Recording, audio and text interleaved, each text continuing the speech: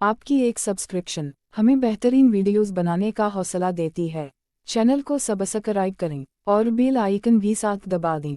दिल कर रहा था कि कोई मेरी प्यास बुझाए, लेकिन ऐसा कोई मेरी जिंदगी में था नहीं। फिर मैंने हाथ से काम चलाया और फिर मैं सो गया।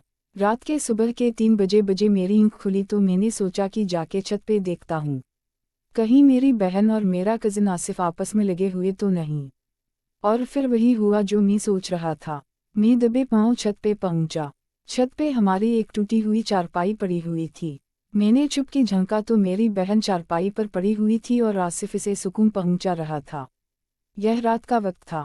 मैंने सोचा कि मैं वीडियो बनाता हूं ताकि बाद में मेरे काम आ सके।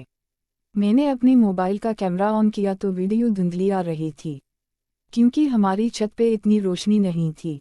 फिर मैं इन दोनों को काफ़ी देर देखता रहा। इधर से मेरा शेर भी जागा हुआ था, जवाब दीवार में टकराए मार रहा था। फिर वह लोग जैसे ही पाग होने लगे तो मैंने भी ऊपर से एकदम पहुंच गया। मेरी बहन ने मुझे देखा तो एकदम बकाल गए और अपना सब कुछ समेटने लगे।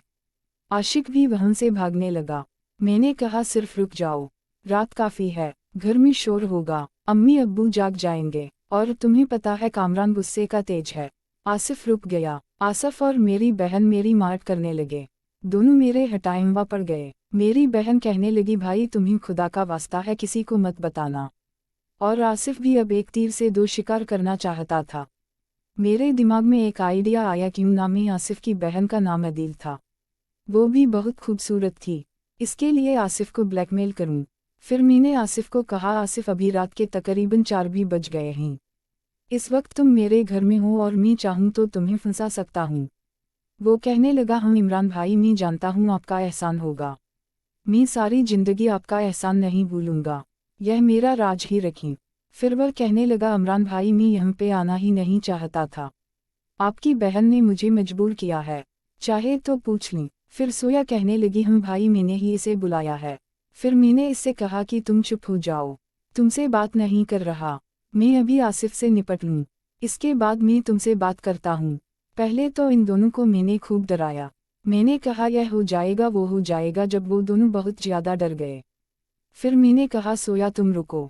मैं आसिफ को थोड़ा साइड पे ले गया। मैंने कहा आसिफ मेरी बात सुन, मेरे दिमाग में एक आइडिया है, अगर तू मान जाए तो तुम्हारा काम भी होता रहेगा और मेरा भी। वो कहने लगा क्या मतलब इमरान भाई आप क्या कहना चाहते हैं, खुल के बोले। फिर मैंने कहा ऐसी भाई सीधी बात बोलता हूँ, गामा फिरा के मुझे बात करना नहीं आती। तुम्हारी जो बहन दिल है मैं इसे पसंद करता हूँ तो मेरी सेटिंग इससे करा दो, तुम्हारा जब दिल चाहे मैं खुद तुम्हारी मदद करूँगा, जोया से मिलते रहना।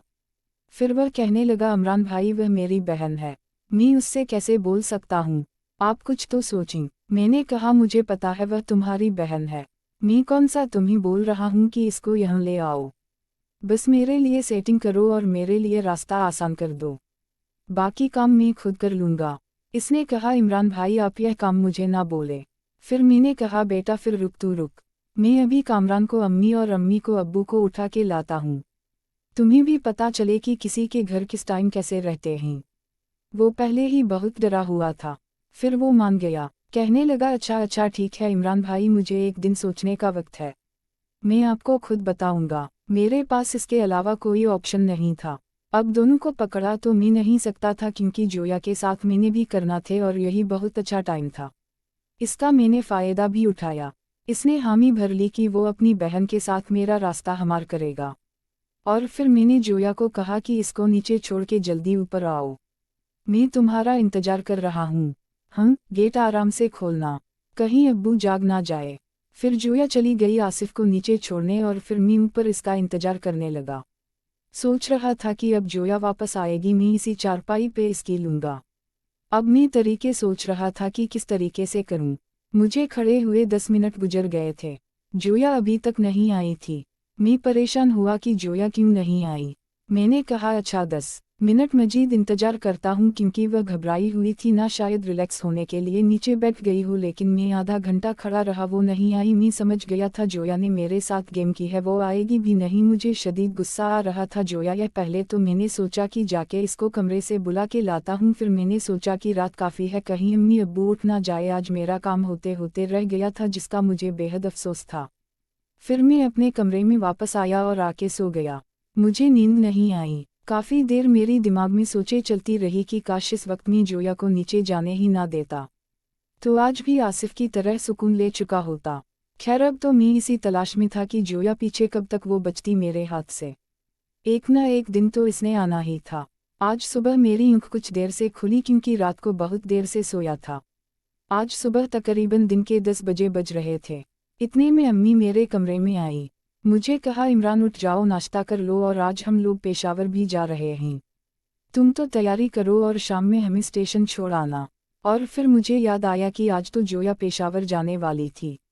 रात कितना अच्छा मौका मेरे हाथ आया था। फिर तुम्हें और भी पछताने लगा, लेकिन क्या करता, इसके अलावा मेरे पास कोई और चारा भी नहीं था। फिर मैंने कहा, अम्मी हम अपना चल नाश्ता लगाएं, महमूद होके आता हूँ। फिर अम्मी जब नाश्ता लगाया, मैं आया, नाश्ते की टेबल पे देखा तो जोया कहीं नजर नहीं आ रही थी। मैंने पूछा, अम्मी सोया अभी तक सो रही है क्या? मेरी अम्मी ने कहा, हम वो उठी थी, मैंने उसे उठाया था, लेकिन शायद इसकी तबीयत कुछ खराब है इसलिए वो अपने कमरे में है। मुझे पता था कि सोया की तबीयत क्यों खराब थी, वो मेरे सामने नहीं आना करना चाहती थी क्योंकि इसने रात को मुझे धोखा दिया था। खैर मैंने नाश्ता किया और अम्मी ने मुझे कुछ ज़रूरी सामान बताया, कहा कि यह बाज़ार से ले आओ। मैं बाज़ार गया, वो सामान लाया, वापस आया। कामरान और जोया एक ही साथ सोफे पर बैठे हुए थे, आपस में कुछ हल्की सी सागजिम कर रहे थे। मैं बड़ा हैरान हुआ कि यह आज तक तो ऐसे एक दूसरे से चिड़चिड़े रहते थे, आज ऐसा क्या हुआ? दोनों आपस में राज की बातें कर रहे हैं। और फिर मुझे हल्का सा डर भी लगा, कहीं जोया ने कामरान के साथ सेटिंग तो नहीं कर ली। फिर मैंने आंखों से जोया को गुस्सा दिखाया कि रात को तुमने अच्छा नहीं किया, इसका बदला तुम्हें भुगतना पड़ेगा। जोया मास्टीन चुरा रही थी। फिर मैंने सोचा कि जोया के व्हाट्सएप नंबर पर मैसेज करके बोलता हूँ कि तुम रात को क्यों नहीं आई। जब मैंने जोया का नंबर देखा, शायद इसने मुझे ब्लॉक कर दिया था क्योंकि इसकी डिपिशो नहीं हो रही थी।